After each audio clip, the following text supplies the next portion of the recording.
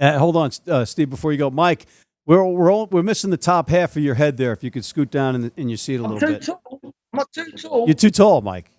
There you go. Now we got it. Yeah. He's been waiting 40 odd years for that.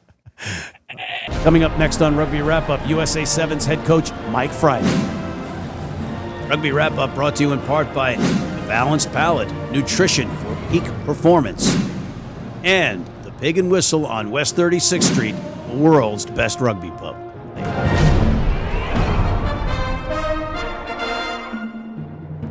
Hey everybody, welcome back to Rugby Wrap-Up. Matt McCarthy and Steve Lewis at the Fantasy Sports Network, Studio 34 in Midtown Manhattan, talking rugby, and we are talking some sevens rugby, Steven, something that you like to talk about. Absolutely. Always up for a quick chat about sevens.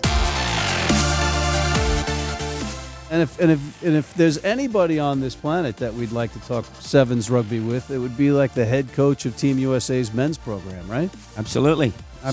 So why don't we see if we have one named Mike Friday on the horn with us from the UK. Mike, are you there? I am, lads. How are we? We all right? There he is. He's got a new jeans sponsorship, I guess. So you've dressed up for the occasion, Mike? Well, honestly, I nearly put a collar on for you two. Nearly. I'd much prefer the Kenya tank top. Oh, I haven't got the guns anymore for that. I'm going to have to do a little bit more work with Hoodie in the gym. Listen, to put the old again. When you're on the horn with Steve and I, your guns were pretty good, comparatively speaking. You're not around the Olympic athletes that you have under your fold. But, Mike, a tremendous season. Tremendous season. You got a lot of pressure on you going into next year because you have to qualify for oh, wait a minute. You already qualified for the Olympics. Second place, Mike. Yeah, second place. Not quite the history that we were after.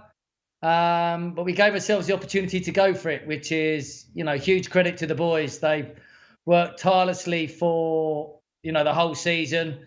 The staff as well, they were outstanding all year, relentless in everything we did. And we just came up a little bit short in the end, and I think the best team won it in the end. Those three semi-finals, all critical moments, especially in that Paris semi-final where I didn't feel we attacked to the potential that we can do. And that was partly due to what Fiji did. And there was that minute either side of half-time, and that was basically the series. But, we're going to learn from those moments, and hopefully those moments will stand us in good stead come next year. So, obviously, you haven't spoken to you since. Congratulations. Fantastic year. Question is, so what do you attribute this astonishing consistency this year? I mean, you made semi-finals in 10 tournaments. So what was the difference? What changed from last year to this year that's resulted in this terrific consistency? Yeah, I mean, I think a number of things. We've evolved. I think we've evolved as a group. I think there was a change in coaching dynamic and the makeup of the management team. And sometimes change is good. It's fresh. I think the addition of Tony Rokes and his ideas, his challenging views, his thoughts provoked us and made us look at things differently. We innovated in how we communicate in terms of we review things and preview things. I think it allowed the likes of John Hood to excel in the S&C realm, and he was able to stamp his authority on how he wanted to do things and challenge the norm, and that was good. And I think the other piece of the jigsaw was we did that large piece of work on communication and accepting change and recognizing our diversity and how we can make that a strength. And I think we saw the collective workings of the boys from pre-season through to the start of the season on that work, and they were able to be more compassionate with one another, more communicative. Their communication skills were good, and more importantly, their listening skills at times of pressure where they didn't, for want of a word, judge one another. They listened to the words without creating some sort of negative or feeling or frustration or anguish, which happens at times of pressure, which allowed us to cope with a lot more of those moments. We didn't cope with all of them. Otherwise, we would have won the series. But that's the exciting bit. I think there's more growth to come from the boys, and they've seen where they can get to. and they've seen the power of working collectively and using their diversity as a strength. Yeah, so talking about that potential, right? So you're talking about next year, and as Matt said, finishing second, you got that early qualification for Tokyo, so the pressure's off. So from your perspective, looking forward, selection-wise, to a certain extent, you've got to cotton wool these guys to Tokyo, but they've obviously got to play together. Do you see next year as an opportunity to blood new players early on before you bring the team back, or how do you feel you're going to approach it at this early stage? We've already started that process. Obviously, we've got the emerging group going to the Pan Am Games, and that's a mixture of boys that we see as possibilities for post-2020, going into the 2024 cycle, along with those guys that have broken through this year on the world circuit and need valuable game time as a senior leader. So it's natural evolution of the group. It allows the senior boys, so to speak, as you would refer, the golden generation crew, to have some time off and to focus on their internships and things outside of rugby. There's 3 of them that are going to go all out to try and make the 15s World Cup, which we're fully supportive of. And we'll probably mix and match through pre-season into Dubai and Cape Town and manage people's workloads, their loadings, their volumes, and where they're at physically. And then we'll start building probably either from Sydney and Hamilton onwards, or certainly going into Vegas and Vancouver. And we'll be going all out from there on in, really, because we still want to maintain our momentum on the World Series. I hear your point about cotton wooling, but the reality is the boys have got to play and they've got to be robust and resilient. And we need to make sure that they're battle ready and they're gladiator ready come Tokyo time. It's just a crazy achievement. First of all, qualifying is one thing, but finishing in the top 4 as a tier 2 nation, if you will. I guess we're not, one could argue that we're not tier 2 anymore because of the success, but resource-wise, you're pretty much in that category. But it's a luxury that you have. The worst thing that you have to do is battle complacency right now. But over the years, we've talked on camera, and you used to say about yourself that sometimes Mike Friday can wear on the players. But here you are, all these years gone by with Team USA. Are you a kinder, gentler Mike Friday these days? I wouldn't go that far. I'm a gentler older man. I think, like everybody, you evolve and you learn and you change. And I'm always open to trying new things and exploring and being innovative without compromising the basics and the fundamentals of the game and the essence of the game. And it's about getting that balance and perspective. And we have to continually evolve. I'm a big believer on culture and team spirit and communication and consistency in that area, because I think if you do that and you have that, then you have the boundaries that all men require in order to excel. And then it's about developing the man. As I've always said, it's not just about developing a rugby player, it's about developing the man holistically, and then you'll get that better rugby player. So that means that you as a coach have to mold yourself around them, which means you can't be the same in any one job or in any one season. And some may say I've been a little bit softer this year than I was last year. Some may say I've been a little bit harder. It depends on the individual. I'm a great believer in molding yourself around the players and trying to give them the best opportunity to succeed without compromising the boundaries upon which you expect the culture to operate in. So you touched quite a few good points there, obviously. But so moving forward, you talked about, the post-2020 generation, and you and I have had conversations about the future of sevens. What do you feel the outlook is post-2020 in terms of players, and how do you feel the success of the MLR, Major League Rugby, the 15-a-side version, may or may not affect sevens in the US? I think we have to be cautious. I think the MLR has been a great addition to the rugby landscape in the USA from a 15s perspective and getting more rugby players playing at a more competitive level. I still think we need to recognise and understand that rugby sevens is the shop window for America in Olympic sport. And that's the key to opening the marketing suite, so to speak, and allow us to drive and build the game in the country of the USA, which makes us very different to a lot of the traditional tier 1 countries who would base it around 15s. So I'm a great believer in the MLR, but I do believe that there has to be a proper sanctioning and modus operandi about how the MLR will support and provide players that potentially could be suitable to play on the national team or in the residency program for the sevens. There's a lot of young guys that need to experience rugby, be it 15s or sevens at a young age. But what we can't have is them being stockpiled in the MLR, whereby we can't get access to them and bring them into residency program or high performance camps or base camps and develop them, because they could be the next Danny Barrett, they could be the next Maki Unefi, they could be the next Martin Usefo, but we don't get to see them because we can't get access to them. And that's my major concern about the MLR, because the sevens isn't governed by Reg 9.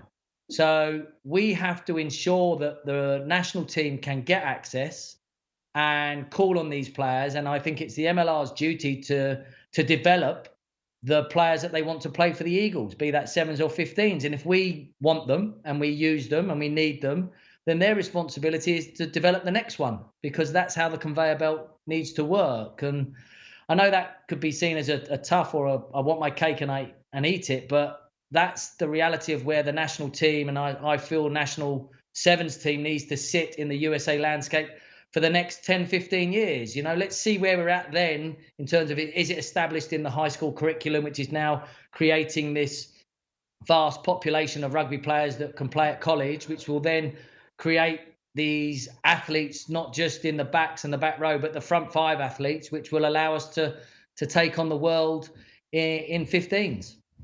So, Mike, just to clarify for folks at home that aren't following that, Regulation 9 allows the national team to control or draw from Major League Rugby, for instance, for 15s, yet it's not in place for the sevens program, and that's what your beef is, so to speak, right? Yeah.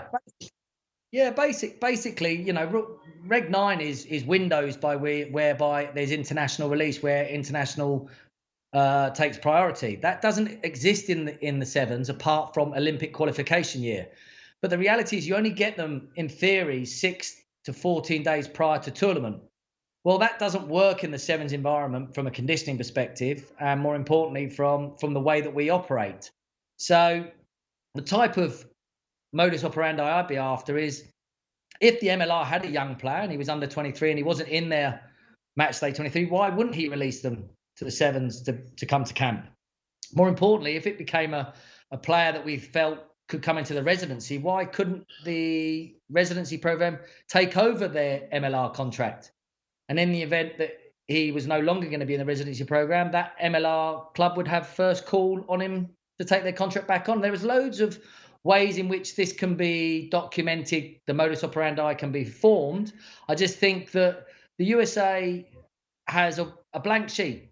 They can take the best of what's happened around the world, but they also need to recognize the unique landscape that we have and create a modus operandi that works for us, which will allow us to give us the best chance of being successful at the Olympics, which is so important for the American sporting public, and allow us to develop and grow in the 15s world, so that maybe one day we will be able to compete with those tier 1 legacy nations at the World Cup in the 15s. Yeah, so just playing the devil's advocate for a second, and we have a couple of questions left, and we'll get back to Steve in a second. If I'm an MLR owner, for instance, right, and you know this goes also to the potential of the capitalistic attitude of America colliding with the more, I don't know, socialist sort of setup across the globe in rugby, specifically with like the NZRU dictating the teams for Super Rugby and the All Blacks careers and all those path choices. But if I'm an MLR owner, I'm already beholden to the 15s program through Reg 9. Am I going to, am I going to lose all these players to the national team potentially when I already have an attrition problem? It's not that many players. No, exactly. Yeah. I mean, there's an issue because there aren't that many USA players, but the reality is you've got to make sure that the best players are playing for their country first and foremost, because that's our shop window. More importantly, and we've touched upon this as well, we need all of these players whether they're young or old, playing rugby week in, week out. There are a number of players in the MLR that aren't being released back to their clubs to play in the club nationals and things like that because they're worried that they might need them in case they have 3 injuries. So I think there's a lot to sort out on the modus operandi, if I'm honest with you. And if I'm an MLR owner, then why am I in this? Am I in this because I want to grow the game? Well, to grow the game, we need a successful national team. And then from that, if you're a commercial capitalist owner, then if the salaries increase in the MLR, then the players will have a decision to make, or then will the national team or the national team's backers or funders, be it philanthropists or Golden Eagles or be it World Rugby money, will they be able to afford to buy or take on that contract of that MLR player? But we're not talking about the superstars of MLR. We're talking about the evolving players, the 23, 24-year-olds that are exciting, that could make a real impact on the Sevens circuit. Sure. Steve? Yeah, so just for clarification purposes for other people out there, there is no modus operandi, right? So USA Rugby have granted a sanction to MLR right now without any underlying modus operandi, which is what drives people like Mike, myself, crazy. So at the moment, we're somewhat relying on reasonable minds coming together and being reasonable, right? Yeah. But it's at the whim of MLR head coaches as of now. Hopefully, USA Rugby can demonstrate a bit of spine and they can get a good working relationship. And really, again, it's not that many people we're talking about, and it's let young players, have a crack at both codes until 22, 23. It's not that many people, so I'm sure we can get through it with goodwill on both sides. All right, gentlemen, we're basically out of time, but before we go, I got to bring up what could turn into some bad blood between the two of you, as Stephen is now coaching the Jamaican Sevens team, and they are going to try to qualify for the Olympics by pummeling Canada. And Mike, how afraid are you of the Lizard and his Sevens team from Jamaica? The Calypso Kings. When you're facing off against them in the Olympics in Japan. It's a long way away. I would welcome the opportunity to. I mean, Mike, fair play. Great for Steve to get the opportunity to take the Jamaican boys. They've got nothing to lose. They've got everything to gain, And the thing about the qualifier is that it's going to come down to one game. And, if Jamaica can be in that one game against Canada, who will back themselves to get there, then it's one bounce of a ball. It's 2 or 3 minutes into a game. Somebody gets a yellow card. You get a couple of runaways. And let's be fair, the Jamaican boys have got some wheels. So, there's every chance, there's every opportunity. And it's about instilling belief in a squad to kind of achieve the impossible. And, Steve's got a great opportunity, and I'm sure he'll relish the challenge. And the opportunity to disrupt, and that's exactly what it is. I just no better position. I just envision him never coming back from Jamaica and causing all kinds of trouble, like Brando in Apocalypse Now. We're gonna have to send you out to go get him, Mike, right, and bring him back and rein him in, right? What's that? I said I might not come back then if he's out there. Do you know what I mean? Yeah, we've lost it. It's just the hole where people go for Sevens. They don't come back from Jamaica. Anyway, it's been a pleasure, Michael. Thank you for joining us, Stephen. As always, I can't wait to see you two squaring off with your respective Sevens programs in the Olympics. Thanks, guys. On behalf of Mr. Mike Friday and Mr. Steve Lewis, I'm Matt McCarthy at the Fantasy Sports Network, Studio 34 in New York City, signing off.